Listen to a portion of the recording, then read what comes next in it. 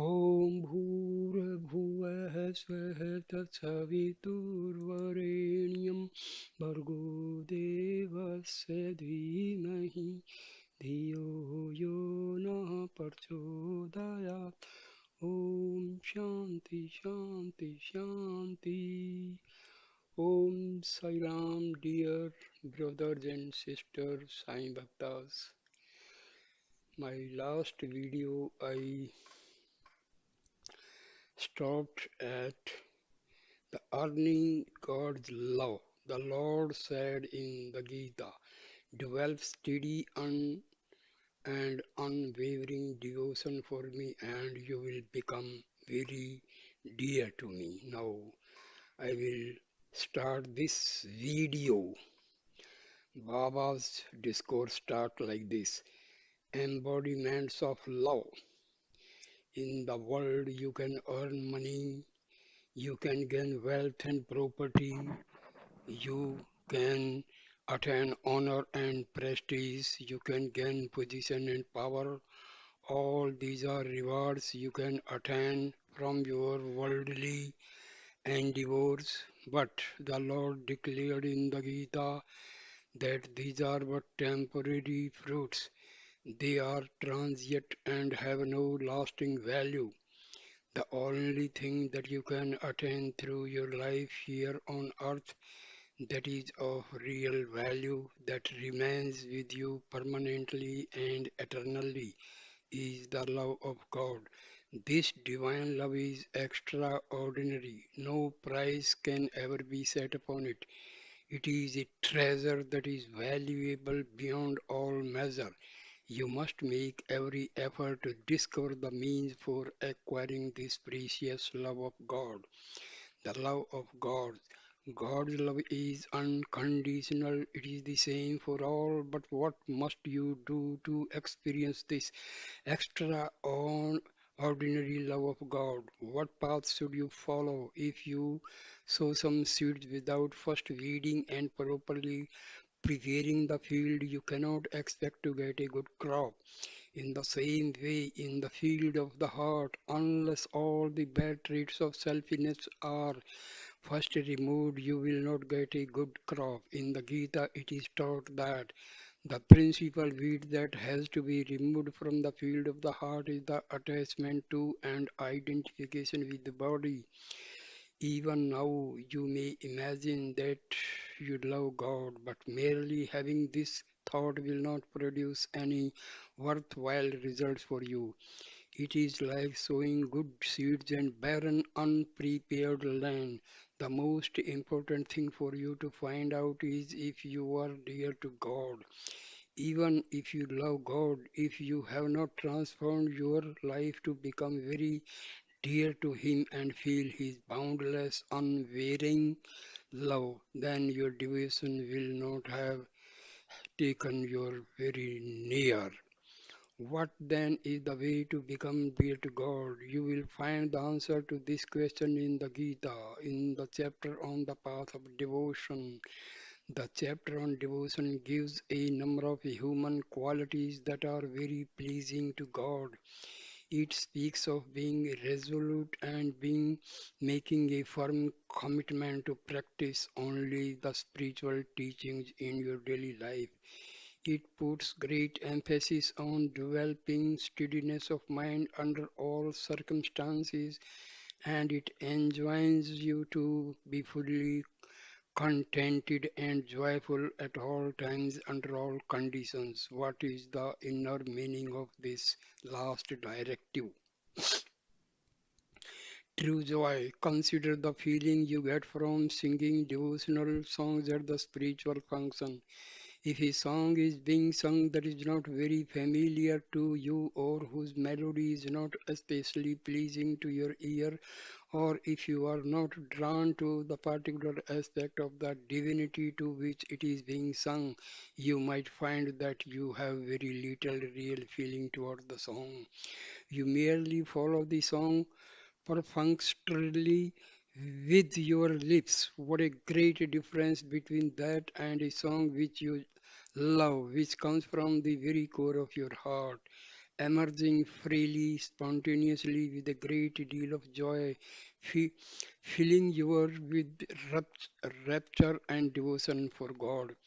In the same way, there is a vast difference between the temporary joys you derive from this apparent world and its transitory objects and phenomena, and the true joy that emerges from the depths of your heart. The latter joy is totally different from the temporary satisfaction you get from worldly things. This deep joy coming from the heart is associated with the truth. It is permanent, it is detached from all transient worldly concerns. It represents the unity of the spirit. For this joy there is no possibility of change. There is nothing that can be added to true joy. It is full and complete in itself. True joy comes from equanimity. Do not be carried away by or attach any importance to worldly things. Use your time and effort to control the vagaries of the mind and develop mental steadiness. Equal mindedness means that you remain unaffected by victory or defeat, by profit or loss, by joy or sorrow.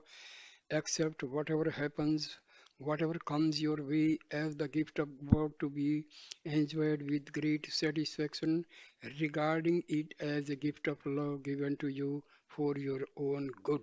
When your heart is not swayed by worldly things, when you treat all people and all things with equal mindedness, then you will experience true joy.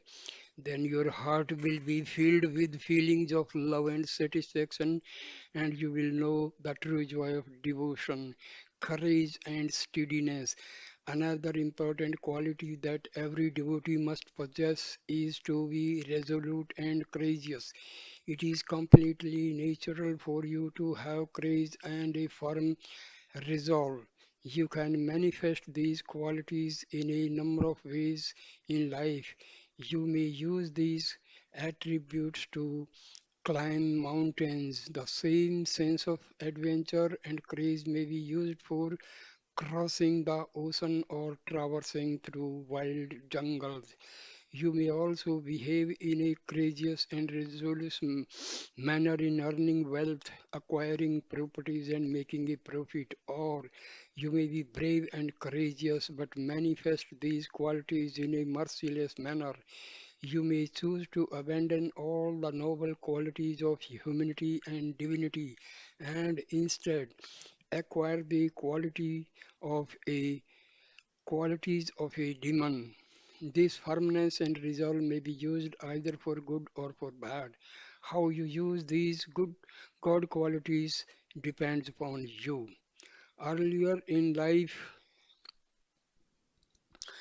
Earlier in his life, the great sage Valmiki was Ratnakara, the despicable robber. At the time, he was using all his courage, prowess, and firmness in an evil way. Thanks to his association with the seven sages and listening to their teachings, advising him to constantly repeat the name of God, he was able to transform his life and use his strong determination and powers for the good of mankind.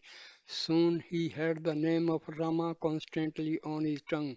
That is how he became the author of the Ramayana, the great epic recounting the life of Rama. Therefore, you should not use your steadiness and firmness in doing bad things or even for ordinary worldly things. Instead, use your courage and resolve to acquire the grace of God. Worship of God with and without a form. In the chapter on devotion, Krishna expounds on the worship of God both with and without a form. The Gita compares these two modes of worship and points out which is better, which is easier and safer for devotees at each stage of their spiritual progress. The Gita declares that it is impossible to realize the formless and attributeless divine principle except by going through the stage of worshipping God with form and attributes. As long as you have attachment to your body and remain steeped in body consciousness, you will not be able to understand and reach the formless aspect of the Supreme.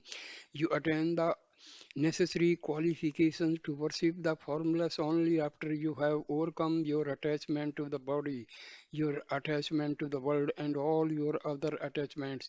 Therefore, as long as you identify yourself with the body and think that you have a particular form, then you must also visualize God with a form. So, you start your spiritual journey by worshipping God in a particular incarnation, having certain recognizable divine qualities. Gradually, after following this path for some time, you can change your practice to worshipping the formless aspect of the Supreme. In truth, the whole world is the form of God. Everything you see everywhere is the form of God. But to begin with, you focus on a particular form of God, one of the avatars or incarnations of God. These divine incarnations are associated with the physical universe. Corresponding to these physical forms, there are the subtle forms of the Lord, which are in the mental or the subtle aspect of the universe. The physical and mental domains have to do with the senses and the minds. Transcending both the senses and the mind is the causal universe. This causal universe is made up of the subtlest manifestation of matter, containing in potential form the seeds of all names and forms. This causal aspect is experienced every night in deep sleep. Here, the formless aspect of the Lord can be experienced. During the waking state, the effect of the mind and the senses will be very strong because they are associated with the phenomenal world. During the dream state associated with the subtle world, the senses will not hold sway over you, but the mind will be very active. In the deep sleep state associated with the causal world, the mind gets dissolved and does not comprehend the sense impressions. It is only in such a state when the mind and the senses are totally inactive that is possible to experience the formless aspect of the divinity.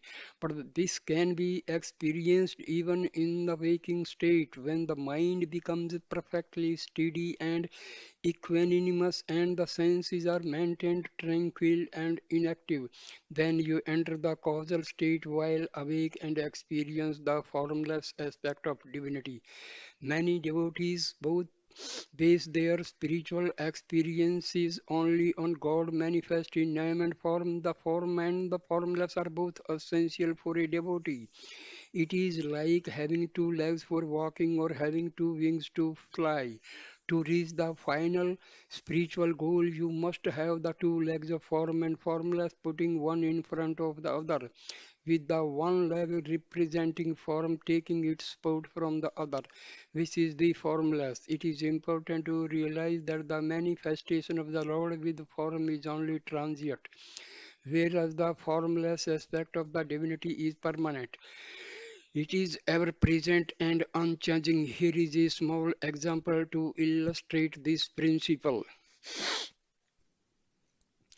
Only the formless is the permanent aspect of the Lord. When you come to hear Baba give a spiritual discourse, you will be with about 1,000 others seated in the temple. This will be happening in the physical domain and may last for 1 to 2 hours. Associated with this experience is a given time and activity.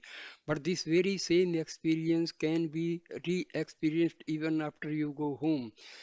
Whenever you want to think of it, it will be there in your mind. 1,000 people seated in the temple and Sai Baba giving the discourse. In the external vision and in your experience in the waking state, you can see that all of you are sitting in the temple.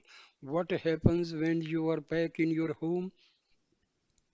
You find this temple will be in your heart and can be recalled to your mind at any time. You were there for 1 hour, but this can become a permanent experience for you forever even after you leave the ashram. Having initially had the physical experience in the phenomenal world, it becomes a permanent record in the subtle universe of the mind, which can then be recalled at some later time. As you repeatedly recollect this experience and ruminate on Baba's teachings, its message becomes permanently embedded in your heart without first having had the actual experience in the hall, there would have been no permanent impression in your heart, which you could later re experience in your mind. Once the impression has been made in the mind, there is no need for actually being physically present in the temple or seeing Baba's physical form. In the same way, once you have experienced God in form, you will certainly be able to get the experience of the formless God later on. The form is momentary, whereas the formless is eternal. But the formless will live on as a permanent entity for you only after being having experienced the divine form and imprinted it on your heart through worship and devotion. Consider another example. Suppose you want to teach the word chair to a small child. If you merely utter the word chair, it does not become clear to him what its form is. However, you can show him a chair like this and ask him to look it over carefully. While he is doing this, you repeat the word chair. Then later on, whenever he sees a chair, he will remember the word associated with the form you have shown him, and he will repeat to himself chair, the form of the particular chair you used to teach him. The meaning of the word may be impermanent. That chair will change, but the word chair and the type of objects it represents will remain. Unless he sees the impermanent form, he will not learn the permanent word chair. The permanent element is understood through the impermanent one. Therefore, though divinity is formless, you first have to associate it with a particular form to understand it. Steady your mind by worshipping the divinity with form. To start with, many people do not even have a firm faith in the existence of God. Most of the time, their mind will be wavering and they will ask themselves, does God really exist? Is it really true that there is a God? An iron resolve is most essential to cultivate constant faith in God. You can travel from an unsteady mind to a steady mind with firm faith only through the process of worshipping the divinity with form. Consider one more small example. Here is a pillow stuffed with loose cotton. What covers this pillow? A piece of cloth. What is the content of this cloth? Cotton. So externally you have a piece of cloth and internally there is the cotton. But in fact the internal and the external are both cotton. The formless cotton has taken the form of thread and this thread has become cloth and this cloth is covering the formless cotton. Cloth is form and raw cotton is formless. From the formless to the form and then from the form to the formless. These are the transformations that make up divinity. To have a pillow, you cannot use the formless cotton alone. So you must first convert the cotton into cloth, and this cloth having form can then cover the formless cotton inside. In the same way, the divinity in the form and in its formless aspect are exactly the same. Both are essential through the impermanent form you become aware of the permanent formless while you still identify yourself in the terms of body consciousness and feel that who you are is related to your body. It will be impossible for you to give up the aspect of form. As your mind becomes steady, rooted in faith, and you move beyond body consciousness, you will be able to experience the permanent formless aspect of divinity. Worshipping the formless God in your heart. Traditionally, in the worship of the God with form, you may become engaged in many types of ritual worship. You may offer flowers to the Lord. You may bathe bathe his statue with holy water. You may burn incense or use forms of worship. These will give you some satisfaction. Worshipping the Lord's form externally with various sacred articles yield satisfaction. But once you establish God inside your heart, then you will worship Him through the flowers of your heart. After body consciousness and the delusion associated with it is destroyed, then the divinity that you previously worshipped externally in the form with the flowers and various articles of external worship will now become established in its formless aspect in the depths of your heart, and you will want to worship it with the sweet flowers of your feelings. This will bring true unchanging joy. As long as you are worshipping the Lord with form, you will use physical flowers such as roses, marigolds, and jasmine. These are all impermanent, and the body which performs this worship is also impermanent. But if you want to worship the formless God in your heart, then the flowers are different. Those flowers will be permanent. Those flowers are the noble qualities that you develop in your heart and offer to the Lord. They are the flowers of non-violence, of sense restraint, of truth, the patience and forbearance, of perseverance, of love and compassion, of charity and sacrifice. All these flowers are meant for inner worship. To elevate yourself to the worship of the formless principle, you will have to develop these flowers of the heart and use them in your worship. Then you will experience the ineffable and unchanging joy of the Spirit and enter the path that takes you home to your divine source, inner peace and contentment. In the 12th chapter of the Gita, Krishna taught the essential characteristics that a true devotee should possess. These are the qualities which you have to develop if you want to be loved by God. To begin with, if you want to be a devotee of God, you have to develop inner peace and a firm resolve. You should always be contented. You should never give room to worry and allow any pain to enter and disturb your heart. The great devotional scripture called the Bhagavatam gives the example of Prahlada as the ideal devotee who possessed all these qualities. When the demons were troubling Prahlada, who himself was the son of the Lord of the demons, Prahlada never allowed any pain to trouble his heart, no matter what trials and difficulties he was passing through. He just kept on repeating the name of the Lord, taking shelter in him as he his protector and savior. He never shed one tear in the midst of all these troubles. Therefore, Prahlada has been described as the one who was fully established in union with the Lord. Even though he was living in the phenomenal world and had a form, he did not allow any desires or attachments to enter his heart. Love all. For a true devotee, there should be no evil traits such as hatred, jealousy, anger, or greed. These are the main obstacles to devotion which enter your being.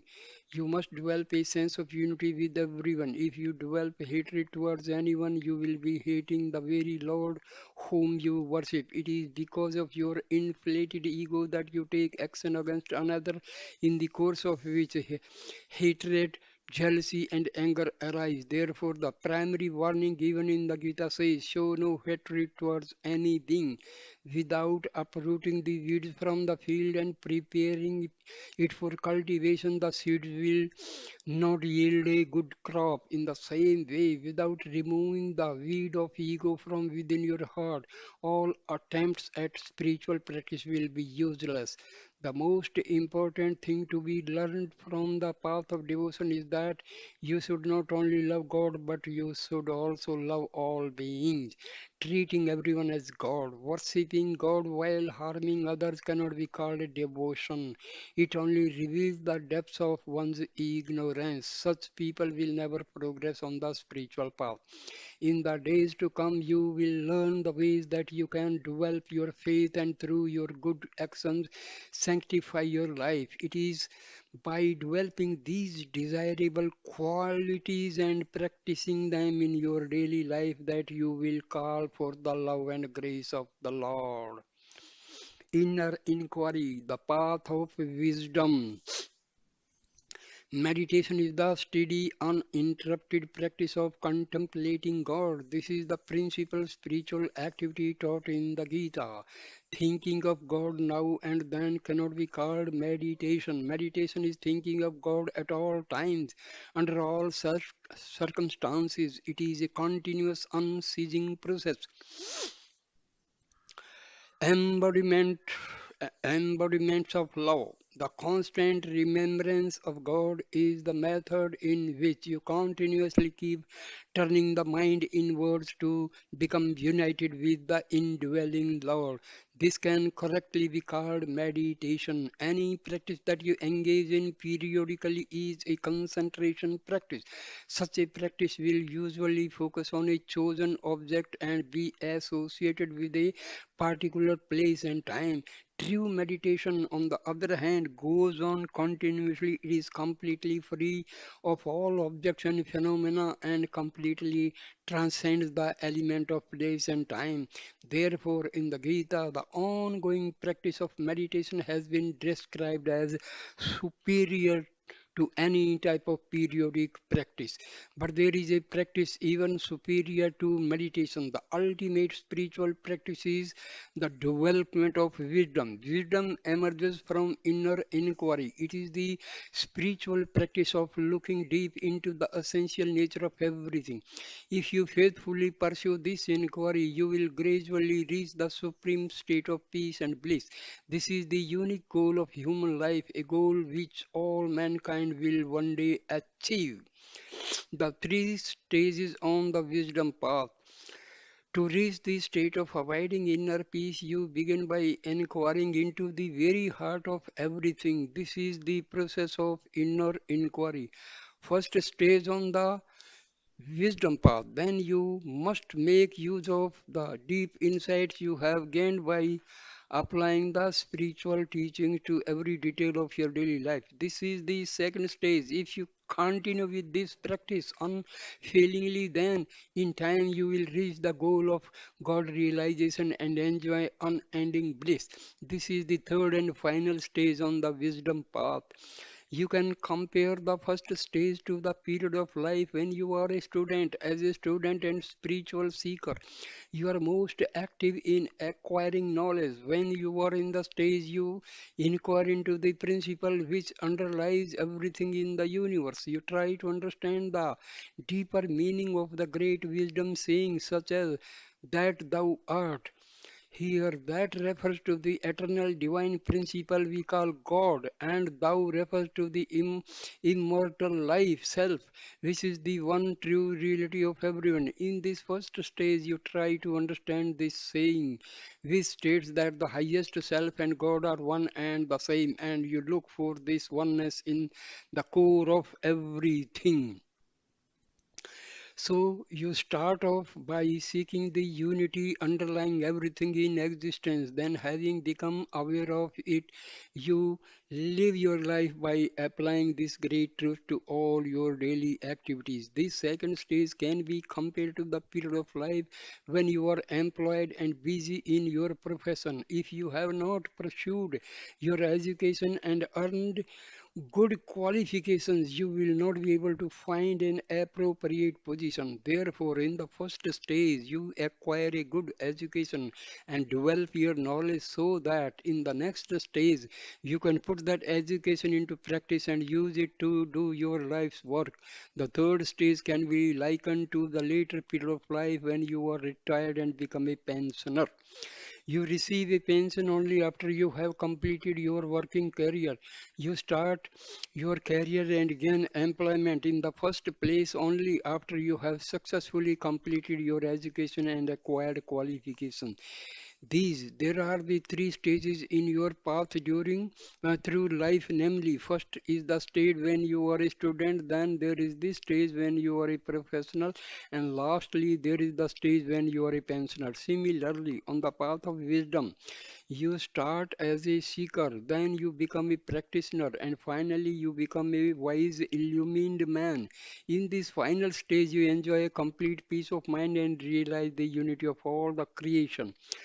To permanently acquire peace of mind and the state of unending inner joy, you first have to enter into the stage of inquiry and give up all attachments to the world. These days, so called spiritual seekers are first entering into the stage of attachment and later they try to enter the stage of inner inquiry. They call each other brother and sister and aspire to practice unity, which at the same time taking on new worldly attachments. At best, they can only be described as part-time devotees. The Gita does not condone such part-time devotion. The Gita teaches complete surrender by offering oneself and everything one has to God.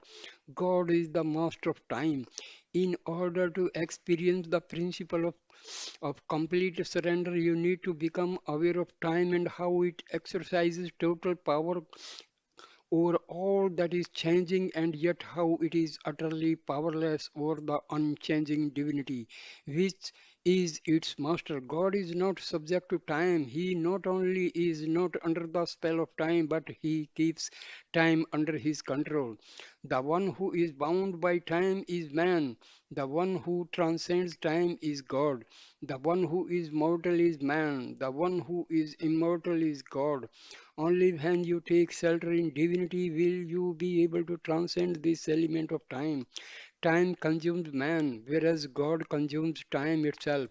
It is time which is responsible for man's progress or man's decline, for the promotion of his good or his fall into evil, for his earning merit or storing demerit. Therefore, in the ancient scriptures, we find this prayer: O God, you are the very embodiment of time. Please help me to sanctify my life and spend all my time in remembrance of you so that I may safely reach your lotus feet. The entire world is inextricably enmeshed in the grip of time. It is not possible to fight against this element of time. Time does not wait for anyone. You are bound by time. Time is not bound by you. Time can be compared to a great flowing river. All living beings are washed away by this flow of time. If you are washed away by a flood, you cannot take protection and shelter in someone or something which is also being washed away. You, as well as the people and objects in which you try to find security, are all being washed away by the flood of time. If you seek to gain protection from something that is itself being washed away, it is like a blind person following another blind person. In the end, they both get lost. But if you were to be helped by someone who is standing securely on the bank, you would surely be saved. The one on the bank who is not caught up in the flood of time is God. If you take refuge in God, you will be able to free yourself from all the troubles and problems associated with time. God has proclaimed the principle of surrender and emphasized its importance by telling man, "O man, you are being washed away by the flood of time. The only one who can shelter you is myself. Take refuge in me, and I will save you." When you obey this divine command and offer yourself, your wealth, your property, your entire family at the Lord's feet and surrender yourself completely, then you will surely be saved. The veil of illusion. At first, it is difficult to experience this principle of surrender because there is a very big veil between you and God. Due to this veil, you are easily subject to doubt and confusion, and then you feel yourself unable to surrender completely. This will is illusion. What is the meaning of illusion? Illusion refers to that which does not exist. When you are under the spell of illusion, you imagine that which does not really exist to exist, and you imagine that which really exists to not exist. What never changes really exists and is true. What changes does not really exist and is not true. The one thing which always exists, which is true and unchanging, is God, the one without a second. The world then thought to be devoid of God, which we seen as constantly changing. Since it is changing, it cannot be true and therefore cannot really exist. But in this, you are not seeing the world correctly. When you are under the spell of illusion, you see the world as separate from God. You do not see the divinity as the principle underlying everything in the world, and as a result, you become afraid and find it impossible to surrender yourself completely. It is like seeing a rope and thinking that it is a snake, but there is no snake there at all. You are subjected to fear and tension by imagining that there is a snake where there really is no snake at all. What is the reason for this fear?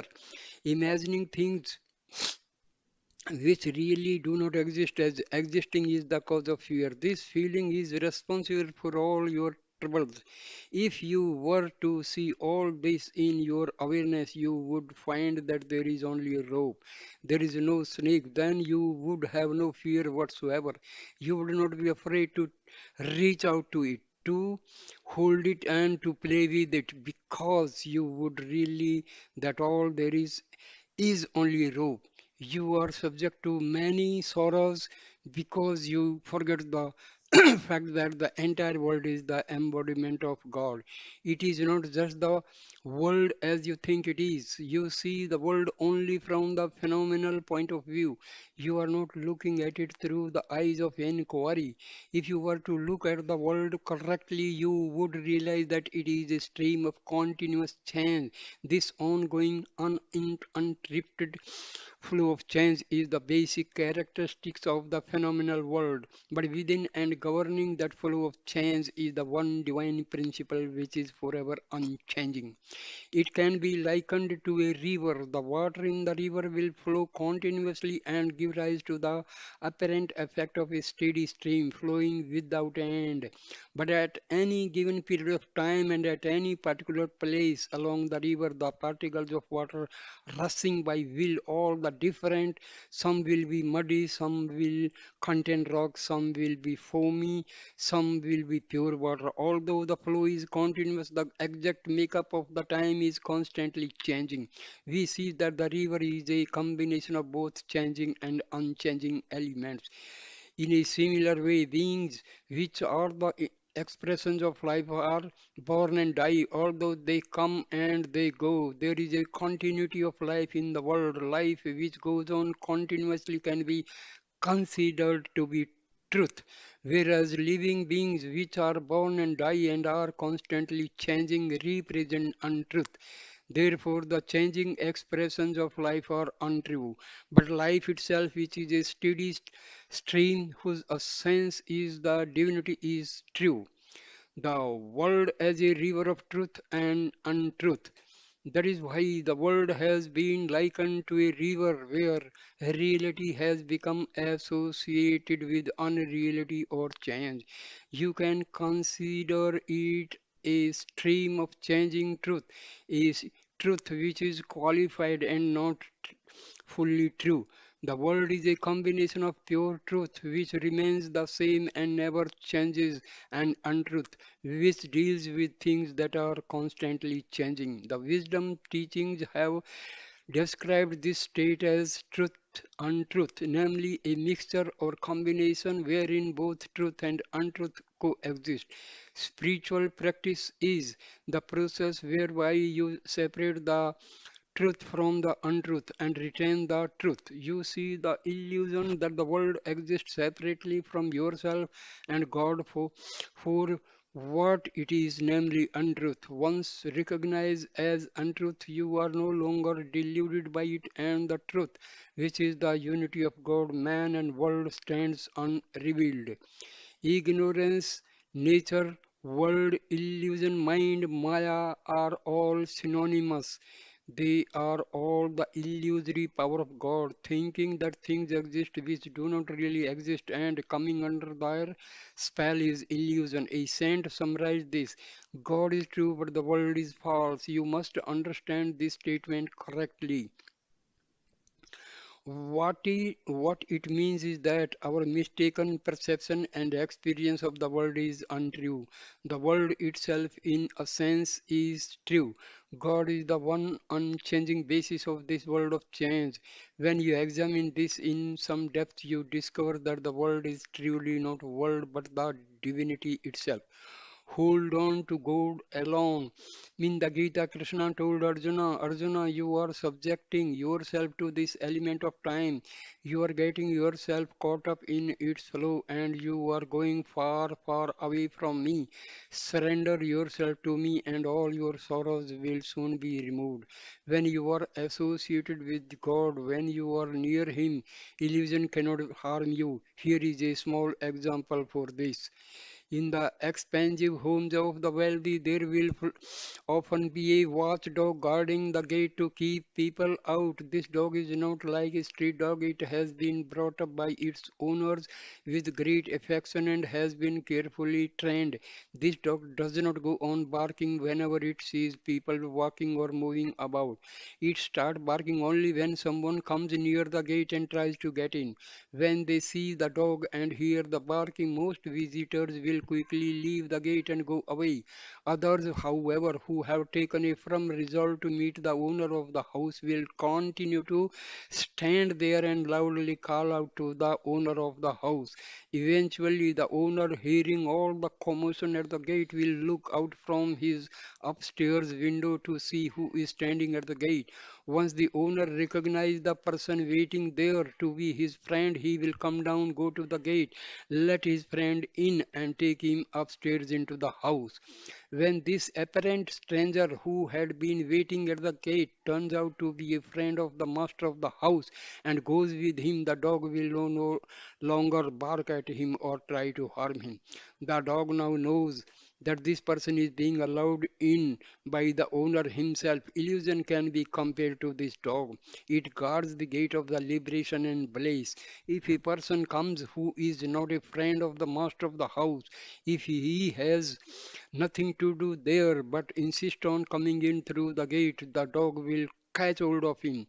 Fearing the consequences of being accosted by the dog, most people will run away. In a similar fashion, most people, as soon as they experience some difficulties on the spiritual path, will choose to turn away instead of persisting on their quest, undaunted by difficulties, and so they do not reach their goal and thus continue to be buffeted by the spell of illusion. But a real devotee, who in this example is the person with a strong determination to reach the owner of the house, does not mind the dog at all. He remains at the gate and attracts the attention of the master and stays there until the master comes out. To such a persistent one waiting at the gate, even the barking of the dog, even the pain caused by illusion is helpful because the pain draws the attention and compassion of the master inside. The master turns his gaze on the devotee, recognizes him, and takes him into the house. Therefore, only the one with courage and strong, resolute nature who has decided to remain there no matter how ferociously the dog is barking will get to see the master and be able to enter this palace of ultimate peace. Conquer your senses. The five senses and the senses objects we perceive with them represent this dog of illusion, which will distract you and keep you from reaching God. It is for this reason that Krishna told Arjuna, Arjuna, you are attached to or so many sense objects, therefore you are ruffled by events. You have not been able to control your senses and you have not been able to develop concentration.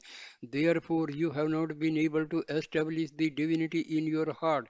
Continue to cultivate your practice of constantly turning your mind back to God dwelling in your heart. Then you will gain concentration of mind. Only when you have concentration of mind will you be able to fully surrender to God at all times and in all places. Always think of God. Whatever work you are doing, think of God. Remember God with love. Remember God with faith.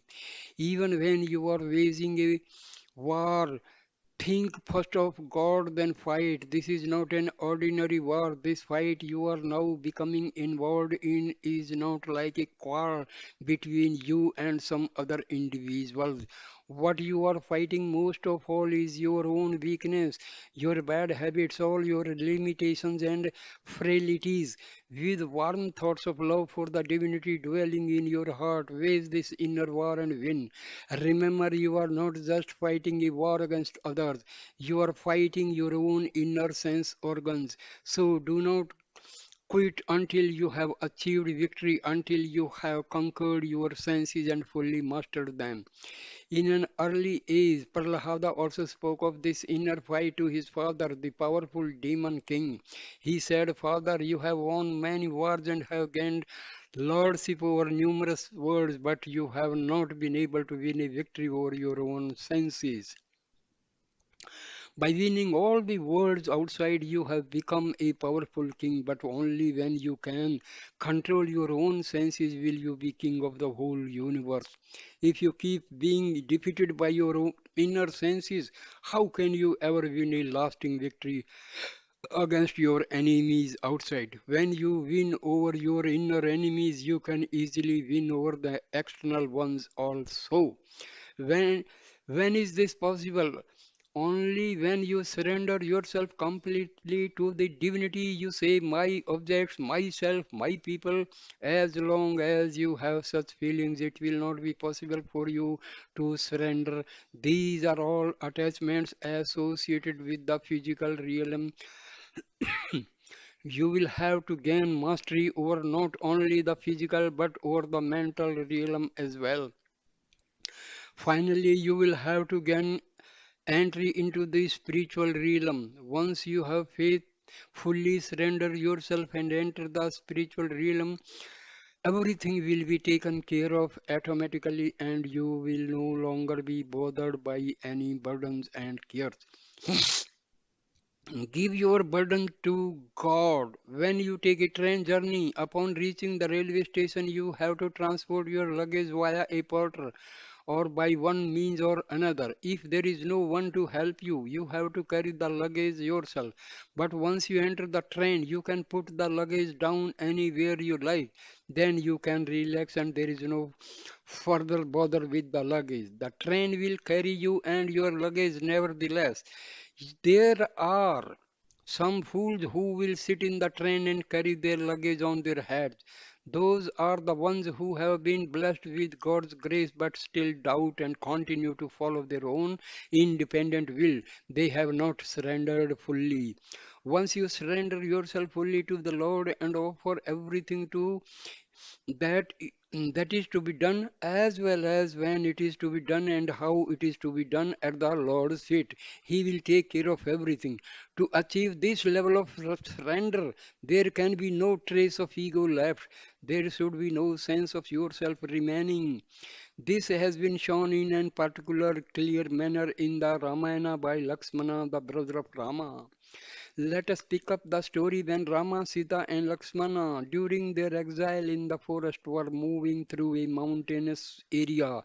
As is the Lord's nature, he always loves to carry on some playful sport. He is the perfect actor. He never has any sorrow or pain whatsoever, but sometimes he will act as though he has these feelings. Whenever God comes down in human form, he acts this way in order to conduct himself in a natural way as man.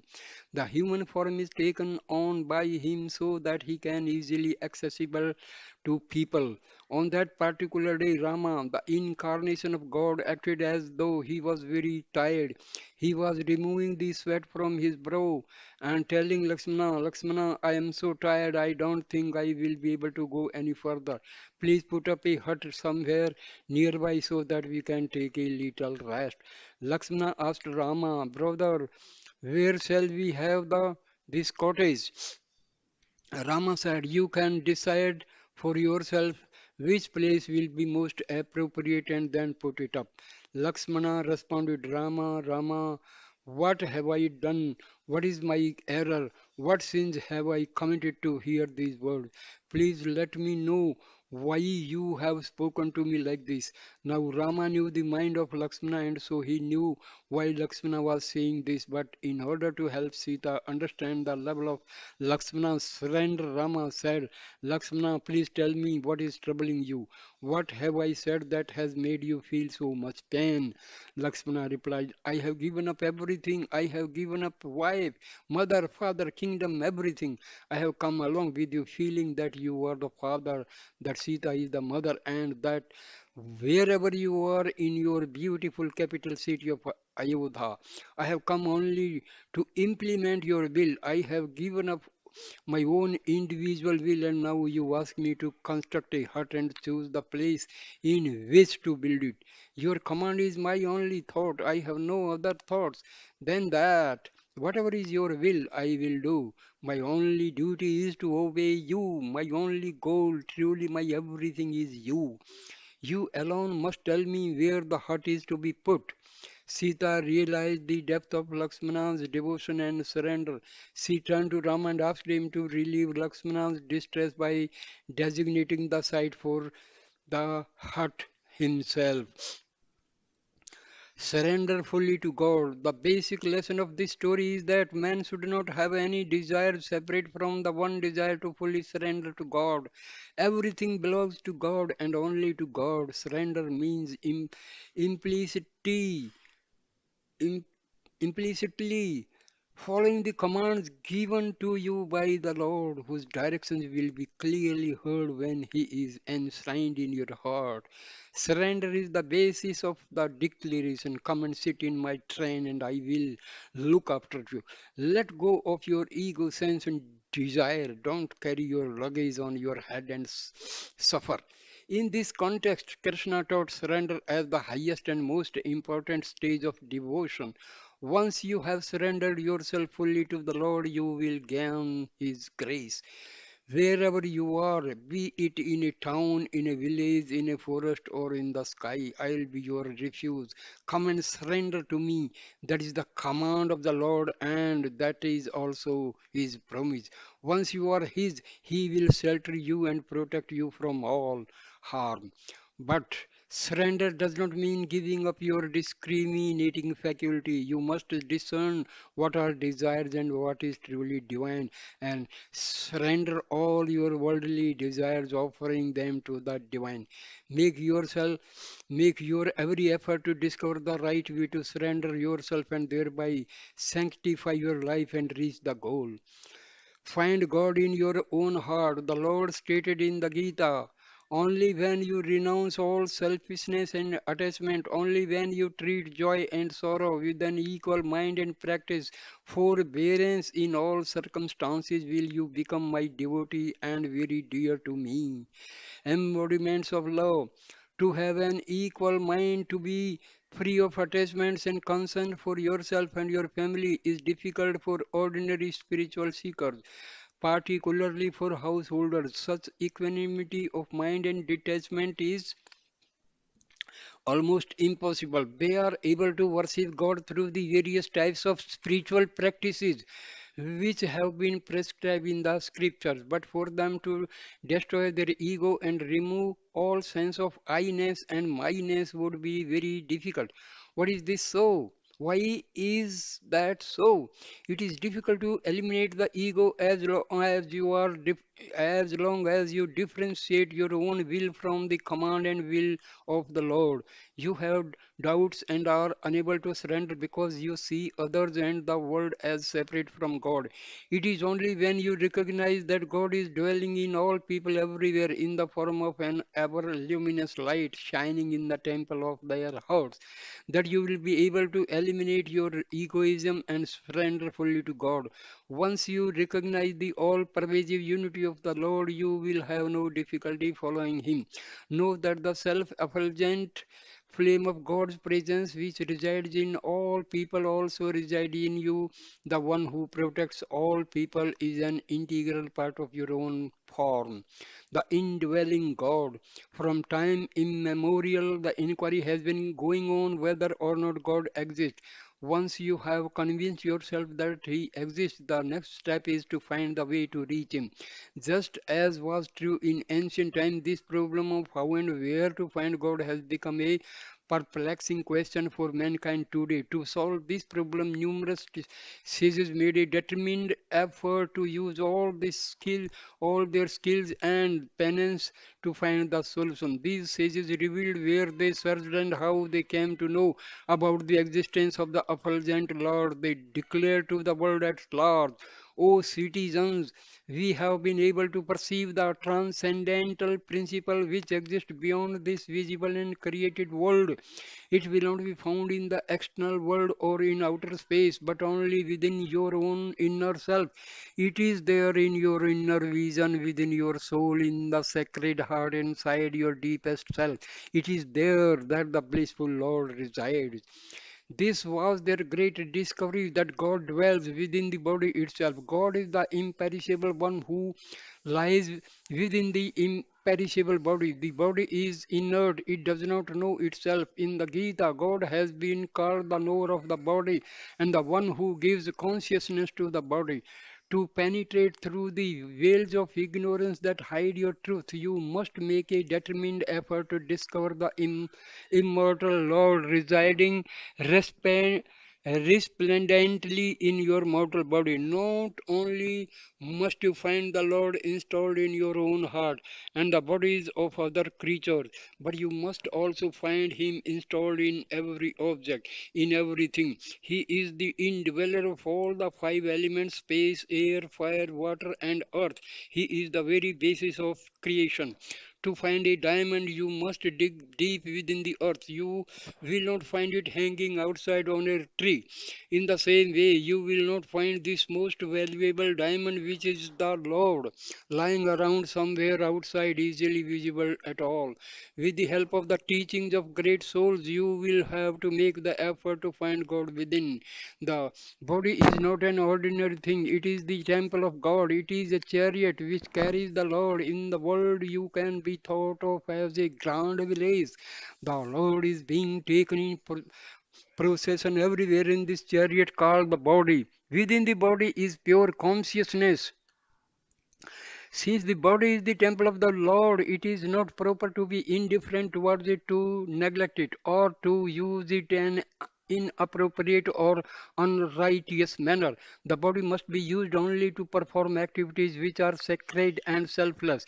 You must take good care of the body and sanctify it by using it to do holy tasks. The body is inert, no doubt, but within it lives the principle which is pure consciousness.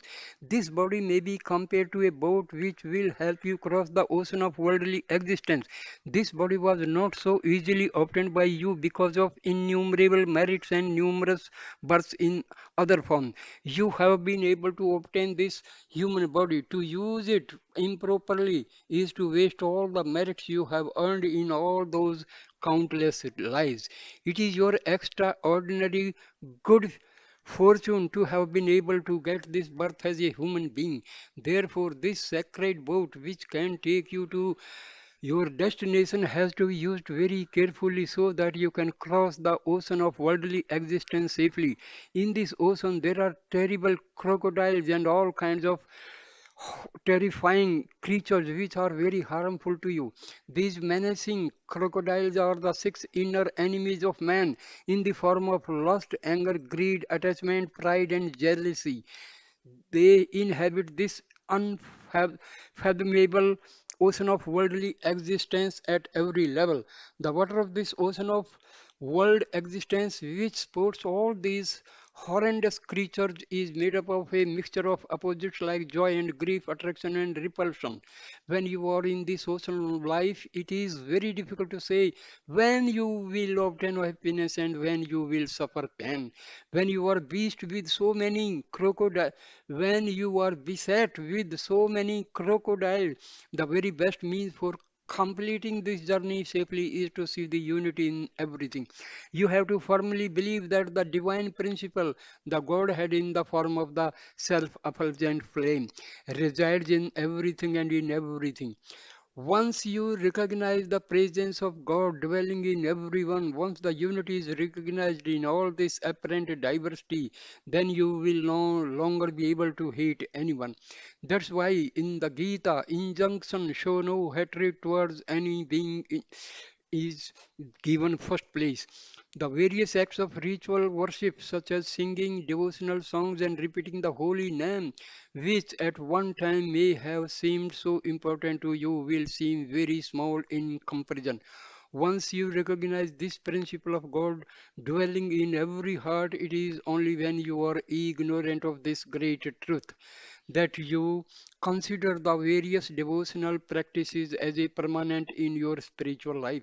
However, until you have mastered the art of swimming through, there is a need to use various flotation aids for sport.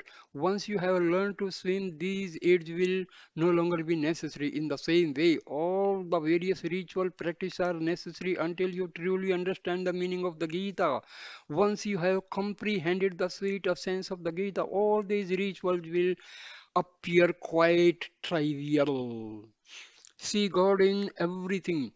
In the chapter on devotion in the Gita, the noble characteristics that endear a devotee to God are described. It is emphasized there that once the inner enemies of man are brought under control, these characteristics will naturally blossom forth in the individual. Can this ever be done? Easily, yes. These six enemies can be readily conquered once you recognize the truth that the one God resides in all of the five elements everywhere, and that it is He who activates all being. Before you recognize this and experience it, you will not realize true satisfaction in anything you undertake. If you keep some salt in your mouth, then even if you try to swallow some sweet juice, you will still get the taste of salt. First, you have to get rid of the salt and wash your mouth well, then you will be able to taste the sweetness. When the salt is gone, you can enjoy the full, unpolluted sweetness of the juice you have taken in. Similarly, it is only when you are able to conquer the ego by removing all the bad traits which have become an integral part of you, that you will be able to enjoy the sweetness of compassion, the sweetness of sacrifice, the sweetness of charity, the sweetness of sympathy, and the sweetness of divine love. To begin with, try to understand what true devotion really means. Devotion means an all absorbing love for God. When you develop devotion and turn all your love towards God, everything that is necessary will be added unto you. You will develop the capacity to sacrifice yourself. You will expand in love. Love is the very life breath of a human being. Without love, you cannot live. Love is a very sacred quality, as was referred to earlier. A great sage in the ancient time told his wife, all the love that you have is really for the sake of your higher love. Love is not for the sake of others, but only for the higher self. But all too frequently, through delusion, this sacred love for the Atma, the one self, is diverted towards the body. Everywhere in the world, we find this disease of identification with the body. The diseases of mankind. Many of the enjoyments you experience in life are really just the relief you feel when you temporarily soothe the pains of a disease you are suffering. For example, you think that taking food is an enjoyment, but it is really only in medicine. Food is the medicine for the disease of hunger. When you give the medicine, the disease is temporarily forgotten. You cook many varieties of delicious food and consider the taste of these prepared dishes to be most enjoyable, but that is not the real purpose for which you take food. As you know, medicines are sometimes given in the form of a mixture which contains some sweetener to make it more palatable. In the same way, to treat the disease of hunger, there will be a meal containing a mixture of ingredients, some of which are particularly flavorful and pleasant to the taste. But in the final analysis, the meal can only be thought of as a form of medicine to treat the disease of hunger that afflicts you. After you have eaten, the symptoms of the disease disappear. Similarly, when you take some cool water, the symptoms of the disease of thirst disappear. We have previously discussed the six inner enemies of man: lust, anger, greed, attachment, and pride and jealousy. They can also be described as desire, hatred, possessiveness, infatuation, arrogance, and envy. These are the most deep seated diseases of mankind. It is only when you engage in practices which serve as medicines to contract these diseases that they will diminish and disappear. During your whole time, you have been deluded into thinking that you are enjoying different types of pleasures, but in fact, you are afflicted with these diseases. Until you recognize that the resident of the body is God, you will continue to be burdened by these diseases and the sufferings they bring. Seek the Lord inside your own body. All spiritual practices can only be done with the help of the body. All the education that you have acquired has been obtained by means of the body. The magnificence and extraordinary characteristics of God have been learned through the facility of the body. Taking the body as the basis, you have to make an all-out effort to see the Lord inside it. Do not keep thinking that God resides somewhere in another world. He actually is present in the body itself.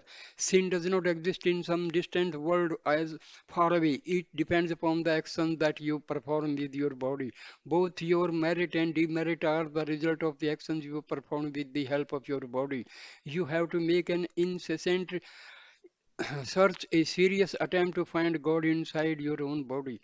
Only when you knock at the door will the master inside open it. Even your own mother will serve you food only when you ask for her for it. Therefore, you will have to ask and go on asking, knock on the door and go on knocking, search and go on searching, seek and go on seeking. If you search for God within you with all earnestness, you will surely be able to find Him. If you go to a room where a great number of articles are stored, it is only if you search carefully that you will be able to find the particular article for which you are looking.